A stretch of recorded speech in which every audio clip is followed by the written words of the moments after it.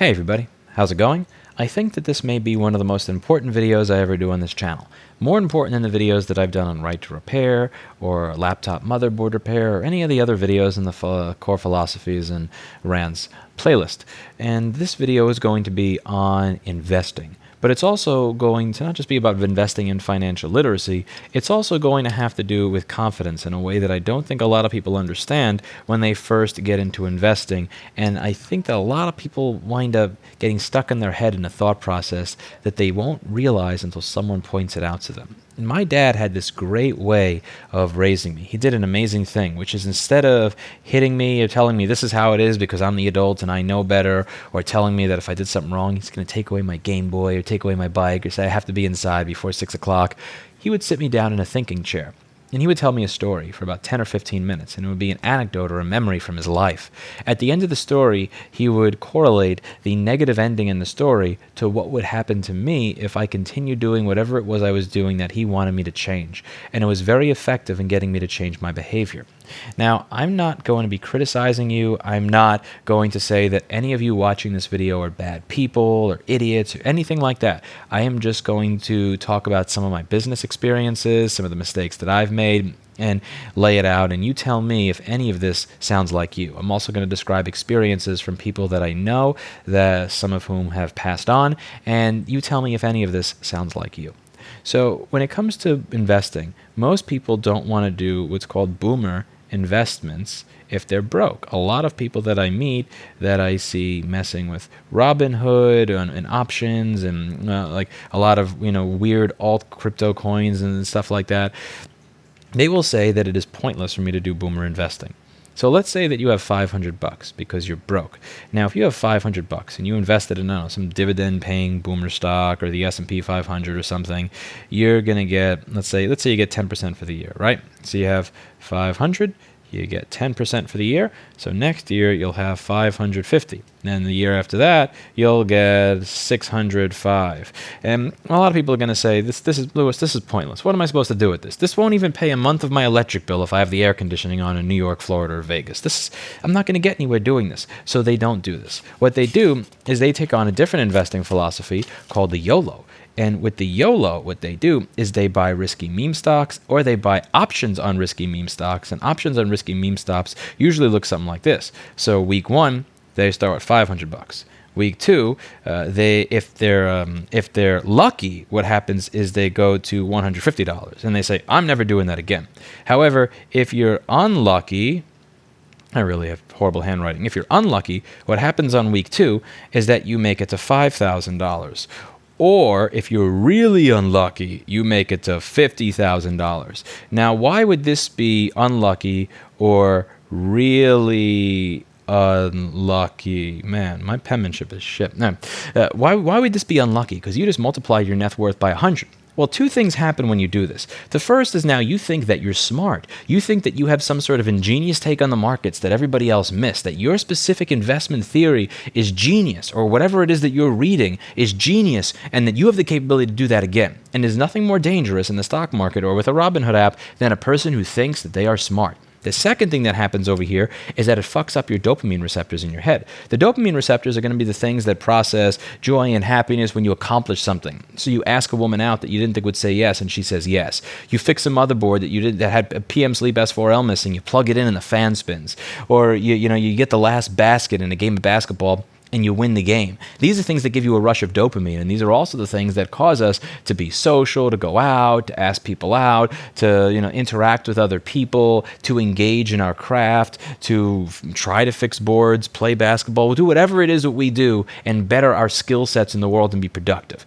Now, what happens when you overrun that is the same thing that happens when you take heroin or cocaine. You get an insane high and it feels amazing. But there's two problems with that. A, it's almost impossible to get back to the high you had the first time. And B, since your dopamine receptors are now completely blown out, you're never going to feel that again. You're not going to feel that good going back to whatever it was you were doing before. So if you ask someone out that you think likes you, it's not going to be the same. If you make your finishing basket in a game of basketball, not going to feel the same. You go to fix a board, it's not going to feel the same. And the reason it doesn't feel the same is because you have screwed up your dopamine receptors. You have overloaded them so much that the same amount of dopamine that used to make them happy before just doesn't do much for you anymore. So now things that you used to enjoy, you may not spend time on. You may not spend time on basketball. You may not spend time building computers. You may not spend time reading the news. You may not spend time going out with your girlfriend. You may not spend time swimming or riding your bike or traveling or fishing, whatever it is that you were doing. And further, here's what happens. Not only do you not find those things fun, but now you think you're smart. And since you think you're smart, you're going to take that $5,000 and also you're going to make another investment. But further, since you now need more dopamine to feel the exact same way that you did before, you're going to take more risk. And what that's going to lead is to you having zero, because you are then going to go for your 0-day expiry calls or puts, and it's not going to go the way you want, and you're going to end up over here, which is actually worse than this, because over here, at least you went from 500 to 150. The reason you're lucky here, the reason this is real, the reason that this is what I would call lucky, is because once this happens, what you say is, I'm never doing that again. Fuck that, I'm never doing that again, and you're out. Your dopamine receptors are not destroyed, you lost a little bit of money, you make it back in a few weeks, you're good. But this is lucky, because you will never do that again. You will not go down that path. Now, here's the assumption that's going on with this. Here's one of the unspoken assumptions that I find in people that are taking part in this type of behavior. The unspoken assumption is that I have no way to make money. There's not going to be a second column on this sheet. And because there is no second column on this sheet with the Boomer Investments, since there's no second column, since I have no ability to actually add to this on my own, I need to take insanely risky investments. I need to risk my mental health and destroy my dopamine receptors. I need to become someone that is actually chemically and mentally addicted to looking at stock charts from 9:30 a.m. to 4 p.m., staring at it all day long, scared, biting my teeth over something that I don't have any ability to control in order to be able to make some money. Because this is the only way that I will have enough money to be able to live and not have to worry about money into the future or be able to retire. Let's go over how this is supposed to work. The way this is supposed to work with the Boomer Investments, it goes something like this, and it starts when you're young. It starts with your behavior, but it also starts not just with your behavior or what you choose to invest in, but also your mindset. And your mindset is going to be, I am worth it. I have the ability to learn, I have the ability to do new things, and I am going to find opportunity out there in the world, because I'm not going to spend my entire day staring at stock charts and graphs. I'm actually going to spend my time out there in the world learning new skills, doing new things, meeting new people. I may not even know what it is I want to do with my life, but whatever I get done as a result of entering the world and doing something and investing in myself will be better than if I spend my entire day at home staring at stock charts. Here's what's going to happen. So let's say you have $500, right? That's year one. And then year two, you got your you have your little boost to 550, and you're like, okay, I made $50. You know what? I made $50 in a year. That's kind of cool. I'm going to add to that $1,000 instead of waste it on something. So now in 2012, now you have $550. Now let's say you have 1,000, and then you multiply that by 1.1. Let's say you made 10% that year in your Boomer investment. Now you have $1,650. Now I was like, wow, that's pretty cool. Now let's say that you managed to get a raise that year because you learned a new skill at your job. And that's a skill that you learned that allowed you to get a raise that you may have not gotten if you had spent every second of the effing day reading a forum, staring at stock, Twitter and stock posts everywhere, and, biting your nails as you watch red and green candles go by all day. Let's say that you actually invested in yourself and you got a raise. Now you added 3,000 to it. So you have 1,650 plus 3,000. And you multiply that by 1.1. And again, it's not going to go up 10% every year. I'm just pulling out a random number to make the math easy and to not have to deal with decimal points here. So you have 2013, you now have 4,950. Now, remember, you have a mindset now of investing in yourself. You're not just YOLOing everything and hoping and praying to get somewhere someday. You realize that you have control over your own life. You have control over your own life. So what you decide to do now that you have control over your own life is say, you know what? Why am I leasing this car that I can't afford? That doesn't make any sense. I don't want to lease a car that I can't afford. Who am I doing this for? I want to build my wealth. So you decide to buy some $1,500, 20, 25-year-old Toyota or Honda, and you get rid of the car that you were leasing with a cost of, let's say, I don't know, $1,000 a month or something.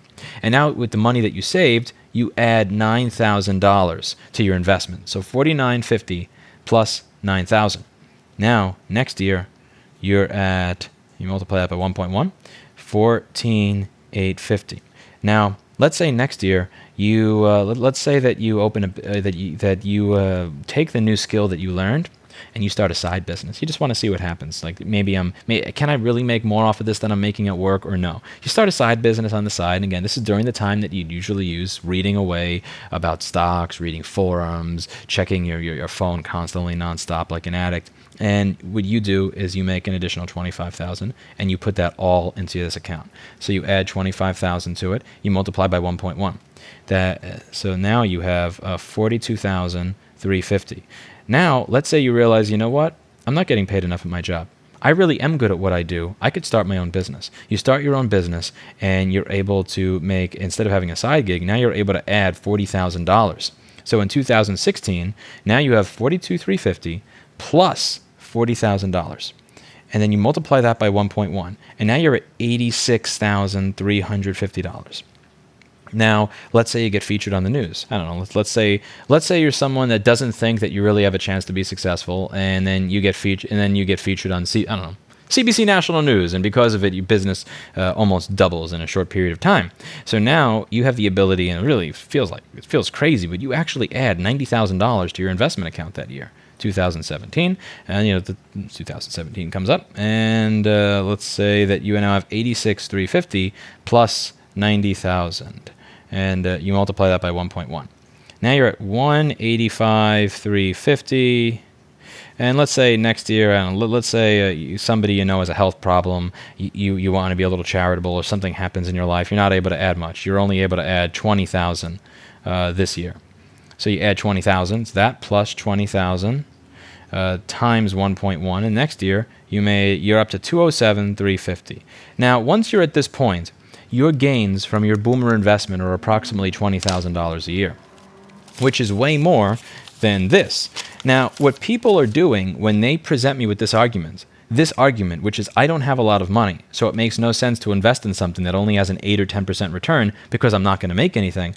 What they're doing when they choose this over that, and the worst part of this all, the most toxic part of it that very rarely gets mentioned when people are talking about financial literacy, investment, or personal finance, is that they are assuming that the left column is the only one that exists. They are assuming the right column does not exist. By assuming the right column does not exist, you are assuming that you have even less value than your investment, that your value is nothing, that you will never be able to add to this, that you are never going to get a job, that you're never going to be able to find some freelance gig that you'll be able to do and advertise on Craigslist or online on Facebook, that you're never going to be able to learn a new skill set, that you're never going to be able to go out there in the world and learn how to do something, or just by virtue of volunteering or interning or trying new things, that you're going to find some way to add value to the world so that you can make more money. The worst part of this is not the dopamine part. It's not the part where you become chemically addicted to risky behavior. It's not the part where you are staring at your phone all day, staring at Robinhood stock charts like I see so many people on the subway do when I take the train every now and then when my bike gets a flat tire. When I see people staring at it all day instead of actually focusing on something, that's not even the worst part. The worst part about this investment strategy is that this investment strategy is implicitly making the assumption that there is no potential for a right column, that you, at the age of 23, have no value from the age of 24 to 50, that between the age of 24 and 50, you are not going to be able to add any value to society. So you need to take that money. You need to turn that 500 into 50,000 by doing something insanely risky that's going to screw with your brain if you even do manage to do it, which is going to lead you back to zero anyway. You need to do this because between the age of 24 and 50, this column is not going to exist. There's no faith that you have that this column is going to exist. I did the exact same thing for the longest period of time in my life. It wasn't just a stock thing. It wasn't like, I had a Robinhood account and I was trading options. I've bought options once in my entire life, and it was less than $1,000. So the options thing isn't me. But when I opened that supply company that failed, and I talked about this in several of my videos, and I'll link them down below, I gave a lot of reasons to why they failed, and those reasons were valid. But I wasn't fully honest with myself. When I started that company, I thought, I'm piddle-paddling along. I need to make these riskier screen buys that may be able to pay off later. I need to do that so that I can make the money I need to retire right now. And I did that because I believed that I had no potential for the future. I did the same thing in 2007 with some risky investments when I barely had any money because I believed that I had no potential for myself. But what happened in 2008? In 2008, when the studio was just about to close, there was one person that I was working with every now and then, for like $10 an hour. It was for 1 hour here, 2 hours there. It wasn't really for the money. It was so I can try and better myself in the music industry as both a technician, as a recording engineer. And I needed a MacBook to work with him when the studio closed down. I had just about hit rock bottom because this place I had been working for 2 years, barely making any money at, finally closed. And what I did there was I bought this machine on eBay on credit, so that I could work with this gentleman on sessions, because his music wasn't that horrible, and I thought this could actually make a good demo reel for me in my audio engineering career. And that came with a broken screen, so I asked for a partial refund on the broken screen, fixed it, wound up reselling it when I didn't need it a month later, and I made some money. And that opportunity allowed me to start a business, and that business in 2 months had made me more money. Just the second month in, once I was in the second month, I was making more money per month than I had in the entire 2 or 3 years prior.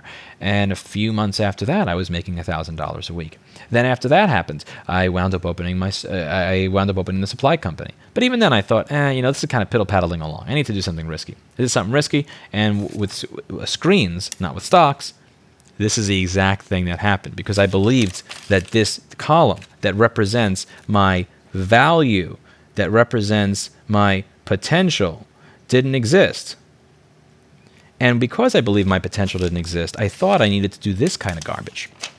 So I did that kind of garbage, and when that finally hit my first rock bottom, I wound up opening my store shortly thereafter. I piddle-paddled around with the store for a few years, and then my supply company had a little dead cat bounce, but then finally got destroyed around 2014. In 2014, what happened? Well, I started trying to fix boards. I was sending my boards to somebody else because I had met someone who told me I should try doing that and adding it to my services, and I started making a little bit more money. I started making a little bit more money doing that. I started talking about how to do it on YouTube. I just, let me just talk about what it is that I'm doing at the time. I do YouTube videos. People see me on YouTube. Somebody refers me to CBC News. CBC News sees my YouTube video. They come by. They wind up doing a piece that results in us getting way more mail-in business from all around the world. And there's so many more opportunities that wind up making themselves available to me.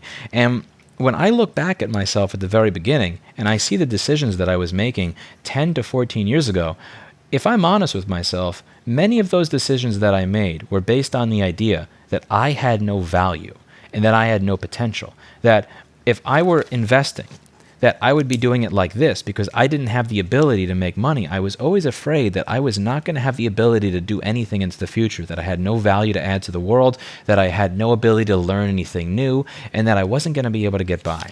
And that's what caused me to do this. So when I hear somebody tell me now, when I look at them, and let's say, hypothetically speaking, of course, that it's, an employee at my store, and I see him looking at fucking options on Robinhood with that like red look on his face and sweat on his brow, and he says, well, there's no point to me doing this because I'll never make money that way. What I see in that, even though he's doing something different than what I was doing, I see myself, and I see the exact same pattern presenting itself, that he doesn't believe that he has the ability to do more here, and that if he learns how to do something, maybe he'll get more money. And even if I'm not able to pay him that more money, well, maybe you could try it as a side gig, and then once he figures out that he can make way more as a side gig than working here, that maybe he starts his own business. He starts his own business, does amazingly well. A few years later, he gets featured somewhere, becomes a keynote speaker somewhere. Whatever his life path is going to be, everybody's going to have their own life path, and it's always going to be different. But the one thing that I can guarantee you, and this is investment advice, is that if you spend time in the world working on yourself, improving yourself, meeting new people, doing new things, that you will be better off than if you spend your day in your apartment staring at your phone screen. That is 100% the advice that I have that I think is very important to do. And when I look back on a lot of this, it really took me a while to figure this out, is that there were people that I had in my life that told me things that caused me to believe that I didn't have value. And that belief that I didn't have value kept me from making the decisions earlier on with that supply company, that kept me from making the decisions that I could have been making with investment to invest more like this, that would have actually resulted in, if I had played my cards right and not screwed up that company and not had it explode, to actually being a millionaire. the millionaire that most people think that I am because I have 1 million subscribers on YouTube. And I remember that when I was younger, in my family, we didn't talk about money that much. It was kind of a sore topic because my grandfather didn't have a lot of money. My grandpa was broke because my grandma on my father's side of the family had issues. She had some mental issues, and my grandpa died in his 70s when he was in his 70s in the early 1990s. So these were mental issues back in the 40s, 50s, and 60s, back when you didn't really have all the options you did today. So in order for him to take care of his wife, because he believed in taking care of his family, he had to spend almost all of his money. There weren't options like what you have today. You didn't have places like Freedom from Fear. You didn't have the same generic kind of drugs that you have today. So if you had someone with serious mental issues, it cost a lot of money back then. And he didn't have a lot of money, and neither did my father. And my father also had to change careers, and then he had to change careers again because he had a lot of surgeries. He had about 7 different surgeries, and he went back to work after each surgery. After each surgery, he'd wake up at 3 or 4 in the morning and go back to work and go exactly where he needed to do every single day. But he didn't have a lot of money. And my mother wasn't exactly so understanding of this. He would always say, "You're a loser. I can't believe you don't make this amount of money. What a loser, blah, blah, blah." And every now, my mother was one of those people that kind of liked to, she liked to kind of scream a lot. She would scream until 2 or 3 in the morning every single day until the day that I left. I'm not really sure if she kept screaming after I left. I wasn't there to know, but I wouldn't be surprised. And she would often say things that were just designed to be as hurtful as humanly possible. She would say things like, "You're going to grow up to be a loser, just like your father." And it's something that I didn't realize until years after my supply company failed. But even though her voice was not in my head, the idea was in my head. The idea was that I don't have value. I don't have value. I need to do whatever I can to make what I can right now. I need to make this risk, even at the expense of my mental health, even at the expense of my money, at the expense of my behavior, at the expense of having a life. Because when you're doing behavior like this, you're reading forums all day. You have no life. Now, with you, it may be Wall Street Bets. With someone else, it may be StockTwits. Or with me at the time, it may be, different screen marketplaces back in 2010 and 2011 and 12 when I was dealing with screens.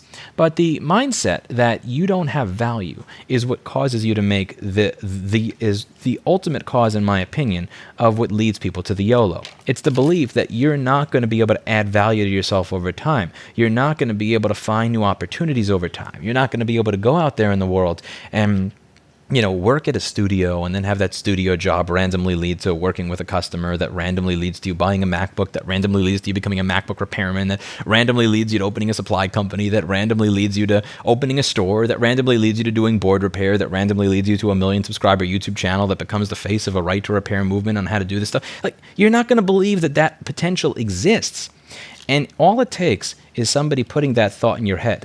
You're going to be a loser, just like your father. She had a unique talent for kicking people while they were down. The same way that you could just walk up to someone and say, "Hey, nice weather today, right?" Yeah, beautiful sky. You could walk up to her and say, "Hey, nice weather today, right?" And she could just look right back at you and say, "You're going to be a loser, just like your father." And one of the things that I did not realize for a really long time is that even though I moved away from that over 15 years ago, a lot of what she told me was still guiding my decisions and leaving me to believe that I don't have value, that I don't have potential, and that I need to take risky bets in order to move forward in life because I don't have any potential going into the future, that I will be a loser, that I won't be able to make money, regardless of the fact that I have a very unique skill set in an up-and-coming industry, that I have a business that has over a dozen employees, that I get asked to travel around the world and speak at conferences and expos, and none of that really mattered because that was still in my head. So what I'm trying to do here with all of you is put up a mirror so that you can maybe see if maybe you have something like that in your head that's causing you to take these types of risks that you just 6 months ago would have thought, "There's no way in hell I would do something like this." Perhaps that's what's going on. I can't tell you exactly what it is for you, but what I can try to do is I can try to put up a mirror that allows you to see what it is you're doing and what it is you're becoming before it's too late. Maybe you're not someone where anybody ever said that to you. Maybe you're just someone who is who naturally had some sort of insecurity as a result of just how your brain is. Or maybe nobody's actually pointed and said, "Listen, Here's what can happen if you go out there into the world and actually accomplish something and actually try to accomplish something and meet people and do something. Do anything. Even if for 2 or 3 or 4 years, whatever it is that you're doing doesn't get you anywhere, it's better than if you did nothing at all. It will get you to the point where you realize that your value can go up and up and up. And as your value goes up, you'll be able to add more to that boomer investment. And once you've gotten to a certain point with your boomer investment, it no longer is an investment where it's like the amount of money that you make every year is diddly squat. Again, $20,000. I'm not going to say that that's going to make you rich, but $20,000 a year. Once you're at this point, if you get to here, $20,000 a year is nothing to scoff at. That's considerably more than what you had in the beginning with your idea that you have no value, which is not enough money to be able to pay your air conditioning bill. And I remember seeing this video that Scott Galloway did a few months ago where he was talking about how the biggest cost of what's been going on with Robinhood nowadays is the robbing of human capital, which is when you have young men and young women and people that are staring at their phones all day, addicted to it, like a casino, like one of those gambling machines that they have in Vegas when I went to the Caesar's Palace, and they're just staring at it all day long, instead of going out there into the world and dating and trying new things and getting new jobs, when their dopamine receptors have been so screwed up to the point where that's the only thing that they can do. That's not healthy. That's not something that's good for society. And a lot of people crapped on Scott Galloway when he said that. They said he just doesn't want people to make money. He only wants the bigwigs to make money. And I thought that was a really low resolution, bad populist take, meaning it's just a bad form of populism to even say something like that. I think that what he was trying to say, and what I agree with, is that people should see this as a way to live their life, but the true value comes from them living their life, from them making accomplishments, from them doing things in the real world, and then throwing it in here. The purpose of money is to be able to live a better life. But when you go down this rabbit hole of doing this, not only are you very often not making money, because many people who do this end up over here, and there's a lost porn section of Wall Street Bets where you could see that, but you're also not really living your life. And if you find yourself in a place where you no longer find what you used to do fun, you no longer speak to your family members, you no longer speak to your friends, you no longer play basketball, play the video games, ride your bike, talk to your cat, do any of the things that you used to find fun, and you're just staring at Robinhood all day long, and you're reading forums all day long, and all you do is focus on this, or all you do is look at prices of screens in different marketplaces and try to predict which screen is going to go out of stock. You try to predict which screen is going to have a spike in supply that week because, I don't know, this company got a contract with this school and you heard it down the grapevine. That's all you're doing. Think to yourself for a moment, just for a moment, about what you're doing. And do you really believe that you don't have the ability to make money into the future, so that you have to focus on this constantly right now? I think that's not true. I think you do have value, and I think you got to go out there and find your value. But more importantly, in my opinion, that type of life is not worth any money. It's not worth the amount of money that you'll make, even if you actually do make all the money that you think you're going to make doing whatever the hell it is that you're doing. Because you're ruining your brain's ability to actually recognize when it has accomplished or enjoyed something. And that is going to take away so much from you. And above all, when one of the things I said over here is that once you do this, you think that you're smart. I'm going to tell you a secret right here. When it comes to at least the options and the Robinhooding and the markets and all that stuff, nobody knows what the fuck they're doing. Nobody knows anything. So I'll give you one example because I read the news from time to time. And people on this channel will sometimes laugh because I'll read Bloomberg or I'll read the New York Times or I'll read CNN. I read a lot of different shit, but I'll also read a lot of the stuff that you don't like either. One of the things that I found interesting was last week. So there's this thing called an EIA report and an API report.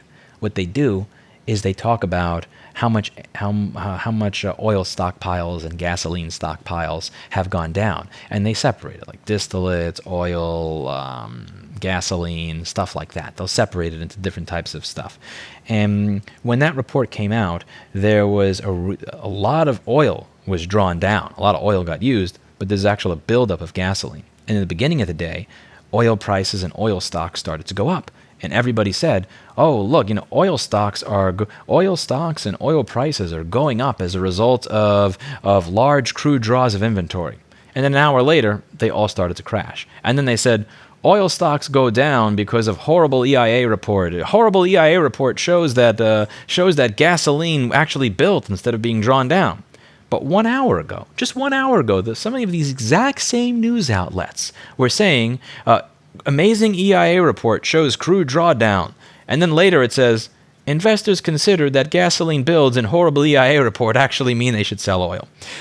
You can find this almost every single day if you read major business papers. If you read business papers like I do, just to skim and see what's going on in the world from time to time, or you read Bloomberg or the New York Times or Financial Times, Forbes, anything else, you'll see articles like this, and they're in almost every single industry, and they're absolutely hysterical. Everybody here, all these analysts, all these people that claim that they're so smart and they know what they're doing and they know what's going on in the world, that get paid to analyze things, they have no fucking clue what is going on, and they never have. What they're doing is they're rationalizing the behavior that they see in the market as it's occurring. But everything that happens in the market are just a bunch of chickens running around with their heads cut off and other people trying to make sense of what's going on. Nobody knows shit. And it's important to understand that if you are actually lucky enough to do this and turn it into this instead of that, step back for a moment. Think. Journal. Type something out. Have a conversation with your girlfriend. Have a conversation with your husband. Have a conversation with your parents. Have a conversation with your friends. If you realize that you, let's say you open a new company and you're taking some gambles on it, like my old supply company or my old store, and you realize that you're working 17 hours a day on this one little particular idea and you're making large gambles because you believe that this doesn't exist, think for a moment. Because I guarantee you that you'll be able to find at least one person in your life that will be able to reinforce to you that you do have value, that you do have potential. Because these types of investments, these type of YOLOs, they happen because you don't believe you have potential. And here's the thing, here's the worst thing. Every time you go back to zero, you actually start to believe it a little bit more. And it becomes that much more difficult for you to believe that you do have value, or that you do have potential, or that you do have the ability to learn a skill set, that you do have the ability to go out there in the world and do something, that investing in yourself is not a waste of time. Now, I know that there are some people that are going to look at this and be mad. They're going to think that I am trying to keep them from making money. They're going to think that I am trying to screw them out of their gains or out of their savings or anything else. And I know because I've read some comments like that in the past. Just know, I hope that I have gained some level of authority, because in January, when everybody was saying that Wall Street Bets was a forum of market manipulators, of people breaking the law, of alt-right people and horrible bigots and all that stuff, I was more than happy and willing to use my channel of over 1 million subscribers that is attached to my personal name and my business to call most of the mainstream media out on their bullshit for how they were slandering you all. I was more than happy to go to bat for the fact that it